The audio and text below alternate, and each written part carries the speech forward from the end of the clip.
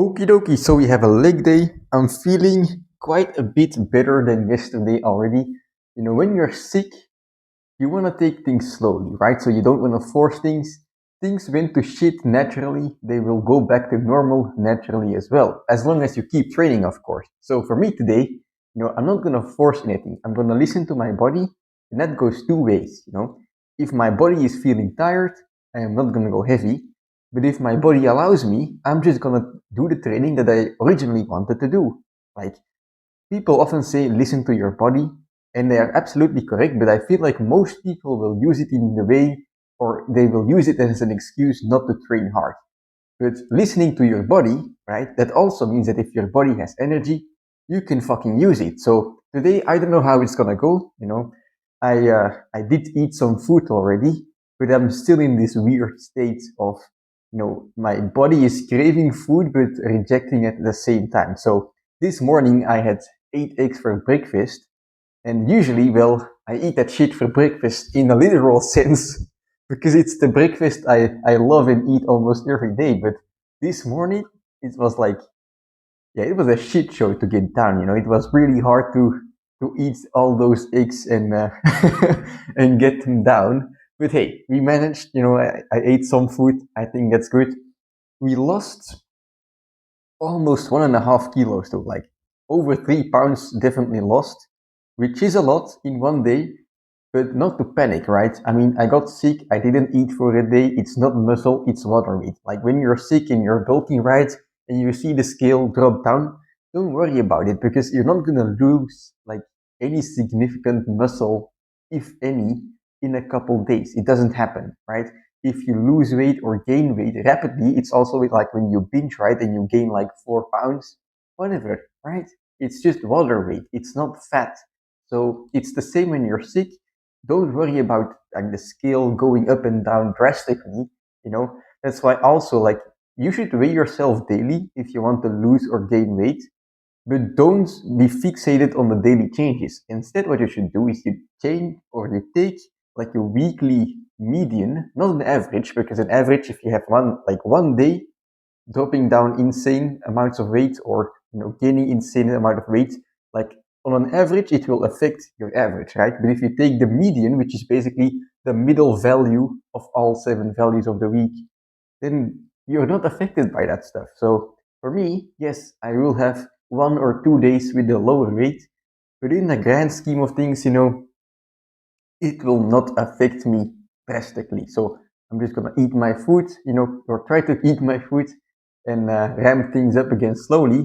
And for now, just enjoy my training. I don't have that much food in my stomach yet, so I don't expect too much. But like I said, just listening to the body, do what I can do, enjoy myself.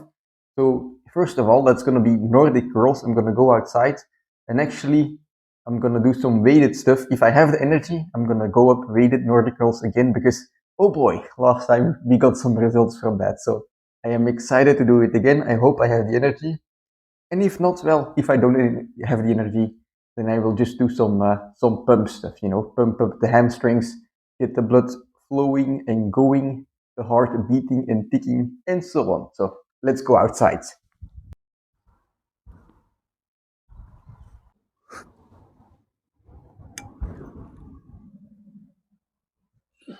Okay, so that's actually not feeling too bad. Quite happy recording inside because I don't want to disturb the neighbors from their nap too much outside. But basically, I'm gonna go move up to 6 kilos. The last warm up you saw was 4 kilos, and I think it felt easier than last time. So now I'm gonna go 6 kilos, and basically last time I did that for 1 rep. So I wanna see if I can do it for 2 reps now, and maybe if possible, 2 sets for 2 reps, right? Because if I start building volume with these weighted reps, it's gonna just be insanity, right? You make things as heavy as possible to make them then afterwards feel as light as possible. If I do front lever weighted for volume, right, and then I remove the weight, I'm gonna feel like I'm flying. It's basically the same like yesterday, right? When I was feeling sick, I did I did tuck front lever pull-ups, right? And those felt like just flying through the air, slicing through butter with a hot knife. And it's kind of the same thing as adding weight or removing weight, right? I did an easier progression, So an easier variation, I hadn't done it in such a long time, it just felt easy as fuck. And the same thing is going to happen with any exercise. If you do a higher difficulty or you add more weight, you increase the difficulty in some way, and then you try to adjust to that. And then when you go back, right, you're just going to feel like a feather in the wind. And the same is like if you're training your tuck planche or your advanced tuck planche, right, and you're struggling to go to your straddle planche, well, maybe you can make the hurdle a bit lower by training a weighted tuck planche and advanced tuck planche, and then moving to straddle planche, right? You can adjust your difficulty in so many ways. So that's what I'm doing here. And yeah, let's try. I hope I can get 2 reps in for one set, but two sets would be amazing. So let's go for that.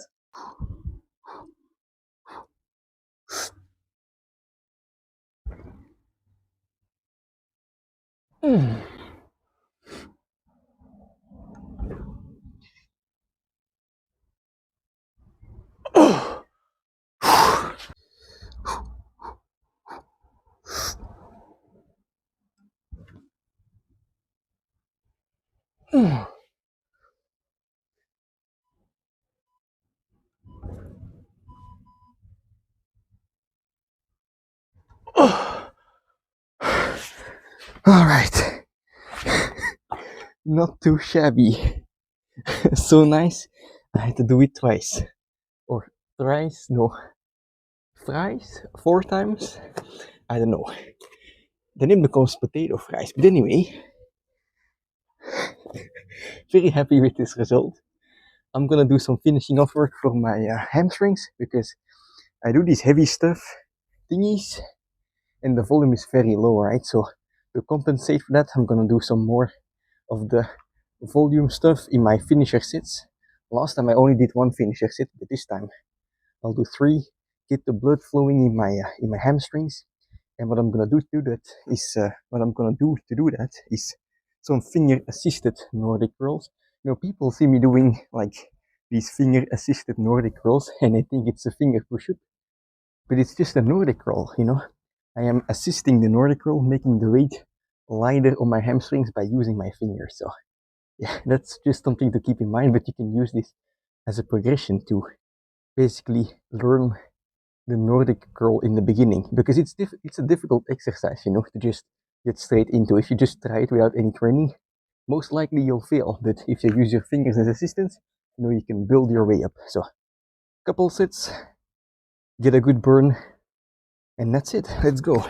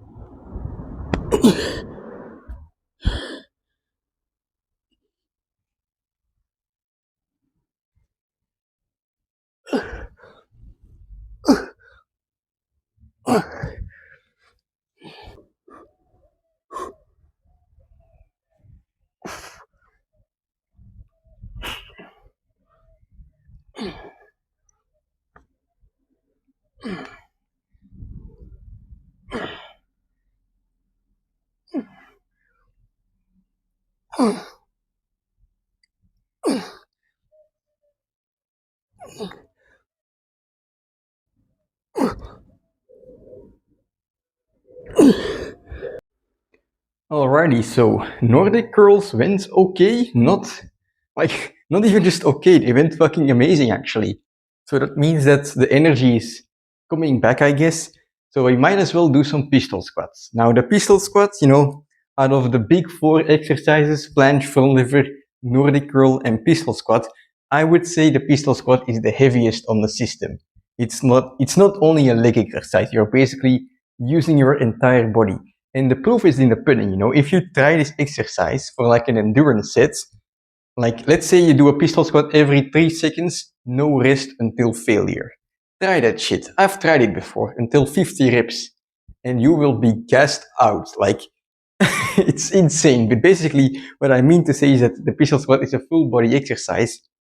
So I don't know how the fuck this is gonna go, basically, right? I mean, I think I'm energetic, but also last time I know that the pistol squats with 34 kilos went quite quite difficult.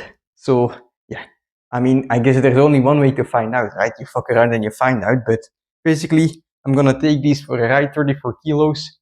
I'm gonna try and aim for 3 sets of 6 because it's a little bit more than last time. Every time on these pistol squats, I'm building the base. So I'm just trying to do a little bit more than last time, even if it's not my maximum, right? The fact that I did something more than last time means that my body has a reason to adapt, a reason to get stronger, a reason to be able to do even more next time. So that's basically the pattern, and sometimes you fail, sometimes you succeed. But in general, if you succeed even 60% of the time, right, you go up and then you go down a little bit on the other times.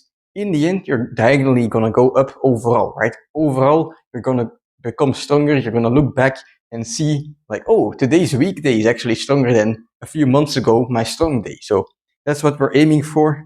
And yeah, let's see how it goes. 20 minutes of pain. I'm gonna call this because I'm not looking forward to doing it, but I'm looking forward to having finished it, if you know what I'm saying. So let's go.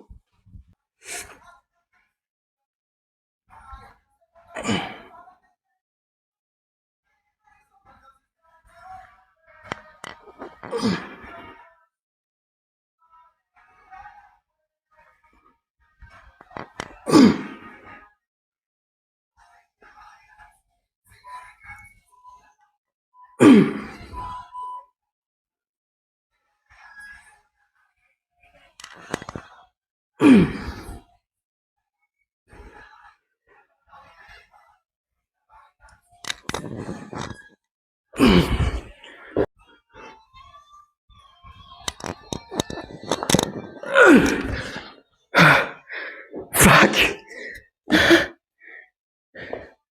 That's difficult.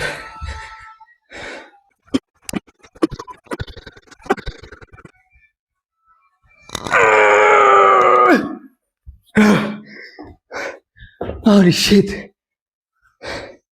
Shout out to Naruto. Without him, it wouldn't have been possible, I think. Okay. One set left on the right leg.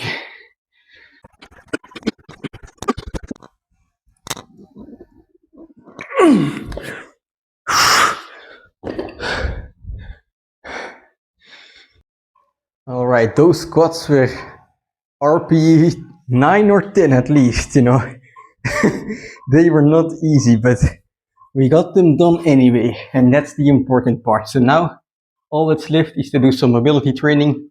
Lately, as you might know, I've been doing just a pistol squat hold at the bottom with a bit less assistance under my heels. Normally I put like a towel under this mat to elevate my heel, which removes the need for ankle mobility. But ideally, I want to have mobile ankles as well so that I can do a pistol squat without any assistance, just on a flat floor. It's not going to directly affect any hypertrophy or something, but it's nice to be mobile, like you can be big and strong, but if you're stiff as a board, you can't move around. I feel like the value kind of drops down, it's not as fun. It's fun being strong if you can move around as well. So yeah, so mobility holds here, mobility training, 3 rounds of 20 seconds will be sufficient, and then we can, in all good consciousness, end the workout. And oh boy, I will enjoy being finished with this workout. Holy shit. All right.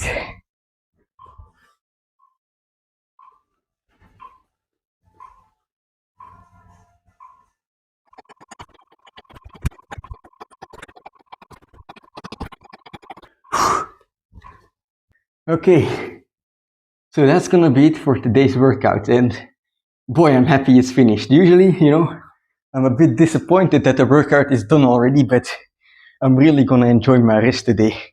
Get some extra sleep, recover fully, because I'm not recovered fully yet, don't get me wrong.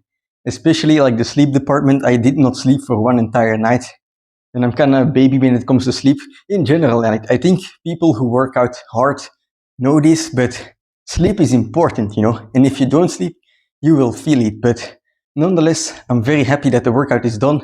And this is just, I'm gonna repeat myself one more time, but every day fucking matters, you know. Whether you are in top condition or not, every day that you are able to work out, it's a fucking gift. And it sounds corny, but you should accept the fucking gift, right?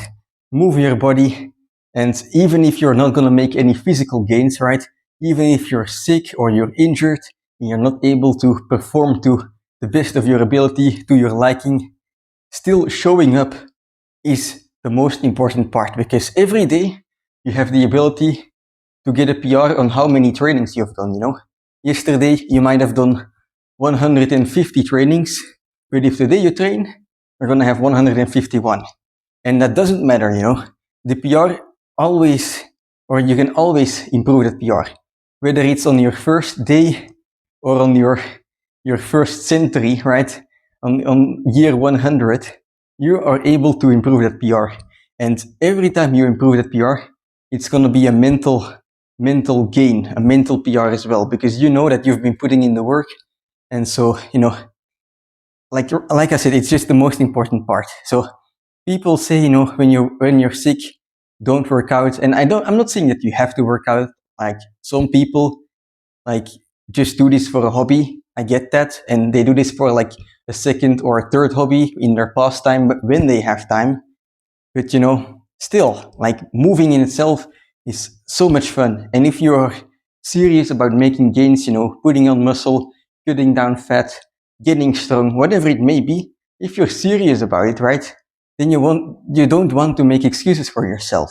And the best way to do that is to remove all questions, or at least that's my opinion, remove all questions, eliminate every doubt in your head on whether you should train today. Because if you make it a given, right, if you make it like a statement that you will train every day, right, you don't have any excuses, you don't have any doubts, right? And not having doubts, that's freedom, you know? Because you know no matter what condition you're in, you have something to do today. And I feel like that's something powerful, no matter how shit or bad your training will be. I mean, a bad training doesn't exist, right? Because just the fact that you trained in itself makes it a good training. And of course, you have good trainings and you have insane trainings, but a bad training, I don't think you can ever train or ever like call a training bad unless you really just showed up to do nothing and didn't even do your best. But that's on yourself. But anyway, today, very happy with the leg day. Hopefully tomorrow I'll be a bit more recovered than last time, but we'll see for a push day. And now I'm just gonna head downstairs, have some food. I'm not hungry, but I have to eat. So you will, yeah, you do your best for your training and your food. I will do my best as well. Let's support each other. So I'm gonna see you next time. And yeah, that's gonna be tomorrow for a push day. All right. Holy shit.